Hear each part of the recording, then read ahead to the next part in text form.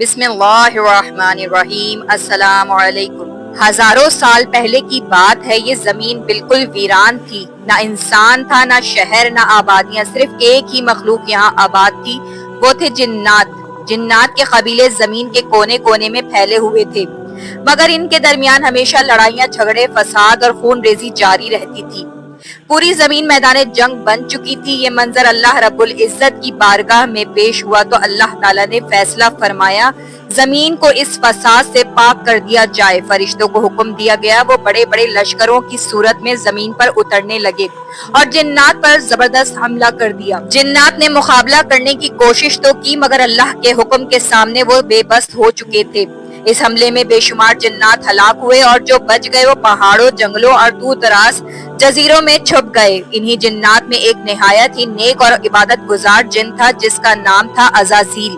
عزازیل باقی جنوں سے مختلف تھا، وہ فساد سے بالکل الگ رہتا اور دن رات عبادت کرتا تھا۔ جب فرشتے جنات کے خلاف لڑنے آئے تو عزازیل نے کھل کر فرشتوں کا ساتھ دیا۔ فرشتے اس کی عبادت اور اخلاص سے بہت امپریس ہوئے۔ جب جنگ ختم ہوئی تو وہ اسے اپنے ساتھ آسمانوں پر لے گئے۔ اب عزازیل فرشتوں کی محفلوں میں رہنے لگا۔ وقت کے ساتھ ساتھ اس کا علم اور عبادت میں مقام بڑھتا چلا گیا، حتیٰ کہ اللہ تعالیٰ کے ہاں اس کا درجہ بہت بلند ہو گیا۔ مگر اسی دوران اس کے دل میں ایک خاموش خواہش نے جگہ بنانی شروع کی، کاش زمین کی خلافت مجھے عطا ہو جائے۔ وقت گزرتا جا رہا تھا، ایک دن اللہ رب العزت کی طرف سے ایک اعلان ہوا، ایک ایسا اعلان جو سب کچھ بدل دینے والا تھا۔ اللہ تعالیٰ نے ارشاد فرمایا، میں زمین میں اپنا ایک خلیفہ بنانے والا ہوں۔ تمام مخلوقات میں ہلچل مچ گئی۔ سب کے ذہن میں یہی سوال تھا کہ زمین پر اللہ کا نائب کون ہوگا۔ فرشتے زمین پر اس سے پہلے جنات کا فساد دیکھ چکے تھے تو انہوں نے حیران ہو کر اللہ رب العزت سے عرض کیا، کیا تو زمین میں ایسے کو خلیفہ بنائے گا جو فساد کرے گا اور خون بہائے گا، حالانکہ ہم ہر وقت تیری تسبیح اور پاکی بیان کرتے ہیں۔ اللہ تعالیٰ نے ارشاد فرمایا، میں وہ جانتا ہوں جو تم نہیں جانتے۔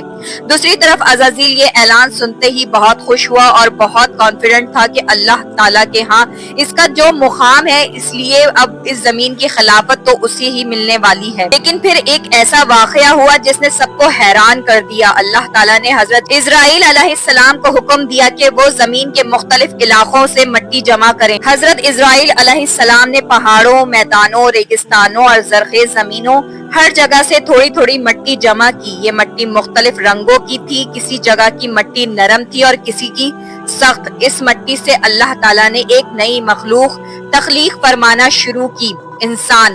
جب پہلے انسان کی تخلیق مکمل ہوئی تو اس کا نام رکھا گیا آدم۔ پھر اللہ تعالیٰ نے ان میں روح پھونکی اور یوں انسانیت کی ابتدا ہو گئی۔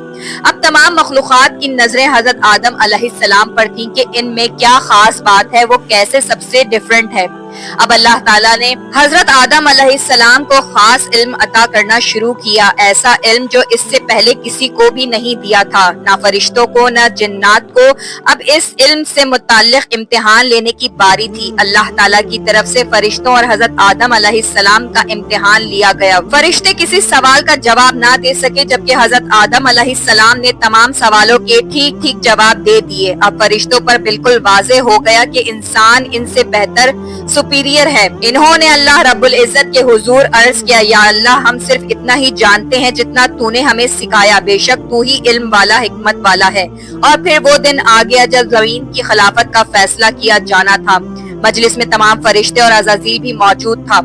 عزازیل کے دل میں انسان کے خلاف حسد کی چنگاری بھڑک رہی تھی، مگر اسے اپنی عبادت پر بہت ناز تھا اور وہ سوچ رہا تھا کہ آدم تو بیچارہ مٹی سے بنا ہے اور میں آگ سے بنا ہوں، میں ہی اللہ تعالیٰ کے نزدیک افضل ہوں، خلافت تو مجھے ہی ملے گی۔ اور پھر اللہ تعالیٰ نے اپنا فیصلہ سنا دیا کہ زمین پر اس کا خلیفہ انسان ہوگا۔ عزازیل پر یہ خبر بجلی بن کر گری، وہ شاک میں چلا گیا، اس کی آنکھیں غم اور غصے کی وجہ سے سرخ ہو رہی تھی۔ اب اللہ تعالیٰ نے تمام فرشتوں اور عزازیل کو حکم دیا، آدم کو سجدہ کرو۔ اللہ رب العزت کے اس حکم کے ساتھ ہی تمام فرشتے فوراً سجدے میں گر گئے، سوائے عزازیل کے۔ کسی کی مجال نہ تھی کہ اللہ کے حکم کا انکار کرے، مگر وہ بدبخت گردن اکڑائے غصے اور تکبر کے ساتھ کھڑا ہوا تھا۔ دربار خداوندی میں سناٹا چھایا ہوا تھا۔ اللہ تعالیٰ نے پوچھا، تجھے کس چیز نے روکا کہ تو سجدہ نہ کرے؟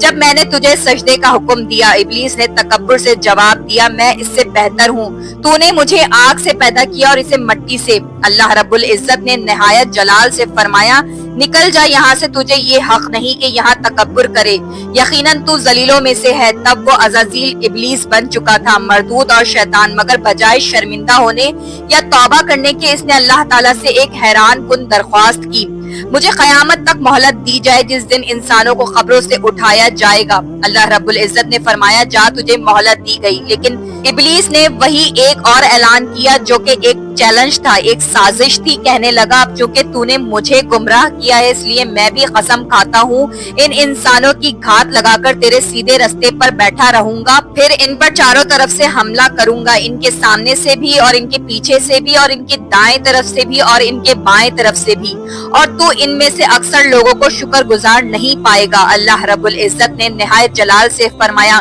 نکل جا یہاں سے ذلیل اور مردار ہو کر، ان میں سے جو تیرے پیچھے چلے گا وہ بھی تیرا ساتھی ہوگا اور میں تم سب سے جہنم کو بھر دوں گا۔ کیونکہ ابلیس انتہائی ذلیل ہو کر بارگاہ خداوندی سے نکالا گیا تو وہ غصے اور انتقام کی آگ میں جل رہا تھا۔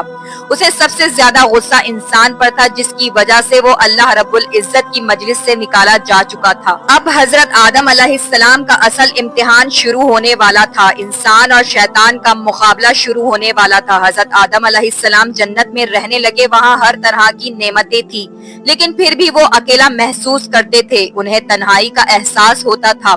اللہ رب العزت نے ان کی تنہائی دور کرنے کے لیے ان کی زوجہ حضرت حوا علیہ السلام کو پیدا فرمایا، وہ ان کی ساتھی بنی۔ اب حضرت آدم علیہ السلام اور حضرت حوا دونوں خوشی سے جنت میں رہنے لگے۔ اللہ رب العزت نے فرمایا اے آدم تم اور تمہاری بیوی جنت میں رہو، جہاں سے چاہو کھاؤ پیو خوشی سے رہو، مگر ایک درخت کے قریب مت جانا ورنہ تم ظالموں میں سے ہو جاؤ گے۔ جنت میں ہر طرف نعمتیں تھی، آرام تھا، سکون تھا، صرف ایک درخت تھا جس کے قریب جانے سے اللہ تعالیٰ نے منع فرمایا تھا، مگر شیطان جو پہلے ہی جنت سے نکالا جا چکا تھا حضرت آدم علیہ السلام سے حسد اور بغض میں جل رہا تھا۔ وہ چاہتا تھا کہ آدم اور حوا بھی اللہ تعالیٰ کی نافرمانی کریں تاکہ وہ بھی اس طرح سے جنت سے نکالے جائیں، اسی لیے وہ چپکے چپکے آیا اور حضرت آدم اور حوا کے دلوں میں وسوسے ڈالنا شروع کر دیے۔ وہ ان سے کہنے لگا تمہیں جنت کے ہر درخت سے کھانے کی اجازت ہے، لیکن کیا تم نے کبھی سوچا ہے کہ اس ایک درخت سے کیوں روکا گیا، آخر کیا وجہ ہے؟ پھر اس نے جھوٹ بول کر کہا تمہیں روکا اس لیے گیا ہے کہ اگر تم نے اس درخت کا پھل کھا لیا تو تمہیں ہمیشہ کی زندگی مل جائے گی، تم فرشتے بن جاؤ گے، تمہیں کبھی موت نہیں آئے گی۔ یہ درخت تو شجر خلد ہے، یعنی ہمیشہ کی زندگی دینے والا درخت۔ ابلیس نے بڑی نرمی، چالاکی اور جھوٹی قسموں کے ساتھ یہ ظاہر کیا کہ وہ ان کا خیر خواہ ہے۔ وہ بار بار کہتا رہا میں تم دونوں کا بھلا چاہتا ہوں، میری بات مانو، اس درخت کا پھل کھا لو، دیکھنا تمہیں کیا مقام حاصل ہوتا ہے۔ حضرت آدم اور حوا نے کبھی جھوٹ سنا ہی نہیں تھا اور نہ کبھی کسی کو اللہ کی جھوٹی قسم کھاتے دیکھا تھا، تو بالآخر وہ دھوکہ کھا گئے اور اس درخت کا پھل کھا لیا۔ بس یہی وہ لمحہ تھا جس نے سب کچھ بدل دیا۔ اللہ تعالیٰ کا حکم ٹوٹ چکا تھا، جیسے ہی انہوں نے پھل کھایا فوراً جنت کا نورانی لباس ان کے جسموں پر سے غائب ہو گیا اور وہ گھبرا کر جنت کے پتوں سے خود کو چھپانے لگے۔ ان پر ایک دم شرمندگی چھا گئی۔ اللہ تعالیٰ نے حضرت آدم کو پکارا کیا میں نے تمہیں اس درخت سے منع نہ کیا تھا اور یہ نہ کہا تھا کہ شیطان تم دونوں کا کھلا دشمن ہے؟ دونوں نے جب اللہ کی پکار سنی تو مارے خوف کے کانپ اٹھے۔ حضرت آدم اور حضرت حوا علیہ السلام بہت غمگین تھے کہ یہ ان سے کیا گناہ ہو گیا، کیسے وہ شیطان کے دھوکے میں آ گئے۔ انہیں سمجھ نہیں آ رہی تھی کہ اللہ تعالیٰ سے معافی کیسے مانگے، مگر اللہ کے کریم ذات کو ان کی حالت پر رحم آ گیا اور اللہ تعالیٰ نے خود انہیں ایک خاص دعا سکھا دی۔ اے ہمارے رب، ہم نے اپنی جانوں پر ظلم کیا، اگر تو ہمیں نہ بخشے اور ہم پر نہ رحم کرے تو ہم یقیناً خسارے والوں میں سے ہو جائیں گے۔ حضرت آدم اور حوا نے یہ دعا مانگنا شروع کی تو اللہ تعالیٰ نے ان کی دعا قبول کر لی اور یوں توبہ کا دروازہ ہمیشہ کے لیے کھل گیا۔ پھر اللہ تعالیٰ نے فرمایا اب تم سب انسان اور شیطان زمین پر اتر جاؤ، تم ایک دوسرے کے کھلے دشمن ہوگے، وہاں تمہیں ایک وقت مقرر تک ٹھہرنا ہے اور وہاں زندگی گزارنا उतारनी है। हजरत आदम अलैहिस्सलाम और हजरत हव्वा को जन्नत से उतार कर इस जमीन पर भेज दिया गया। यही वो जगह थी जहां उनका और उनकी आने वाली नस्लों का इम्तिहान लिया जाना था, जहां इंसान और शैतान की एक मुसलसल जंग रहनी थी। जमीन पर आकर इन्हें पहली बार भूख का एहसास हुआ, पहली बार खेती बाड़ी की, रोटी पकाई और तब जाकर पेट भरा। हजरत इब्ने अब्बास रजी अल्लाह ताला अन्हो फरमाते हैं कि जमीन पर उतरने के बाद हजरत जिब्राइल अलैहिस्सलाम हजरत आदम अलैहिस्सलाम के पास आए। इनके साथ गंदम के 7 दाने भी थे। हजरत आदम ने पूछा, ए जिब्राइल ये क्या चीज है? हजरत जिब्राइल अलैहिस्सलाम ने जवाब दिया, ये उसी दरख्त का फल है जिसके बारे में आपको मना किया गया था, लेकिन आपने वो खा लिया था। हजरत आदम ने फरमाया, अब मैं इन दानों का क्या करूं?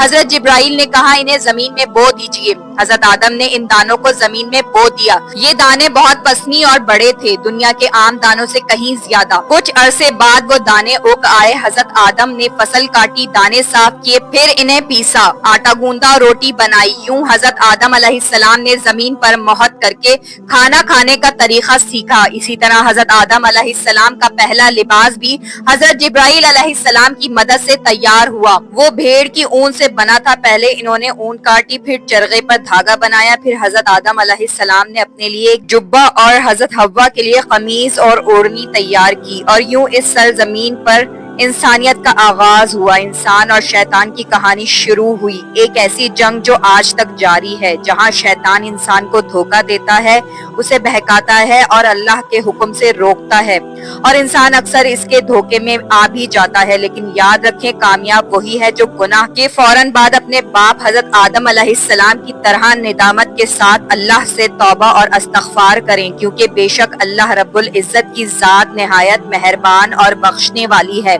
अगर आपको ये वीडियो पसंद आई हो तो उसे लाइक कीजिए, अपने ख्यालात कमेंट्स में बताएं और उसे अपने दोस्तों के साथ जरूर शेयर कीजिए ताकि सब तक ये पैगाम पहुंच सके। ऐसे ही ईमान अफरोज वाक़ियात के लिए हमारे चैनल को सब्सक्राइब कीजिए और बेल आइकन को दबाएं ताकि नई वीडियोस की अपडेट आपको फौरन मिल सके।